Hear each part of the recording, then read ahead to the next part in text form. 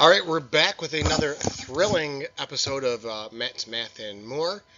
Today is finding the volume of a composite figure.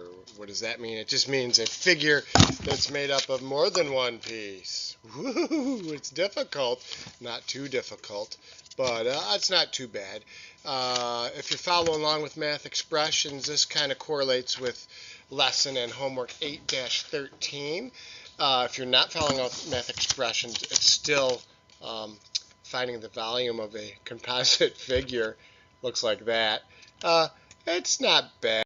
It's kind of cool. It's like having lunch with a monkey. All right, the first thing we learned to do in class is just how do you look at one of these shapes. Let's see. Let's look at this one here. We're going to divide this actually into two shapes. So I'm thinking, if this one were to keep going, we'll highlight this in blue so you can see that this is one of these shapes we're going to find a volume of. And this one I'll highlight in yellow. This would be another one. So we got two shapes to work with.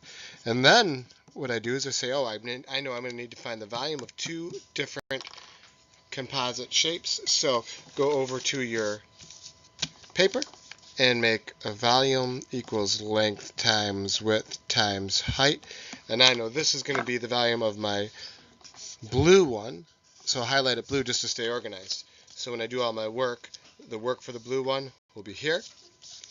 And volume equals length times width times height. This will be my yellow one. So when I do all the work for this yellow one, it'll be right on this paper, and then it'll be nice and neat and organized and color-coded for you. As I go back and look at my shape that I want to find the volume of, I notice there's some missing information. For instance, for this blue one, I want to do length times width times height.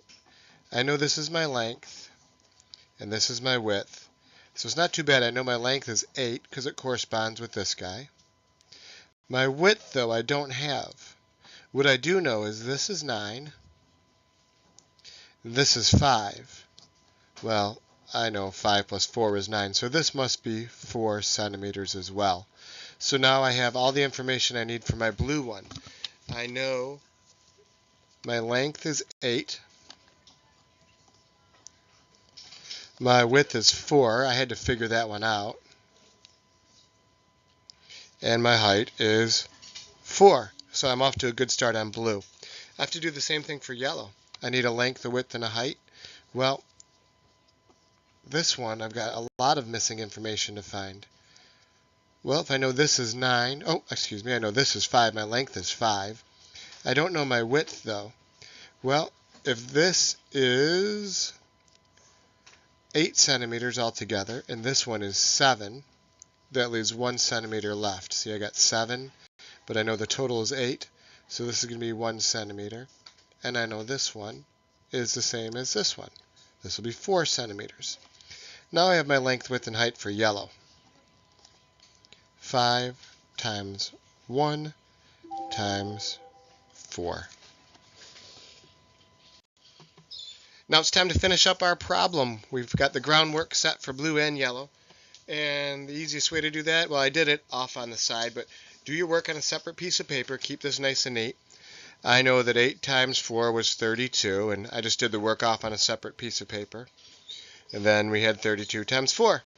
Lastly, I know 32 times 4 is 128, and this was centimeters cubed. So I knew the blue one is 128 centimeters cubed. Now for the yellow. 5 times 1 is 5. Oh, this is fairly easy. And this will equal 20 centimeters cubed. It's 3 because length, width, height is 3. 1, 2, 3. 3. And I know this is 20 centimeters cubed. And the answer to the whole thing is adding up both of them. So I've got 128 plus 20. I can do that in my head is 148 centimeters cubed. The volume for the whole shape is 148 centimeters cubed. Ooh, I like monkeys.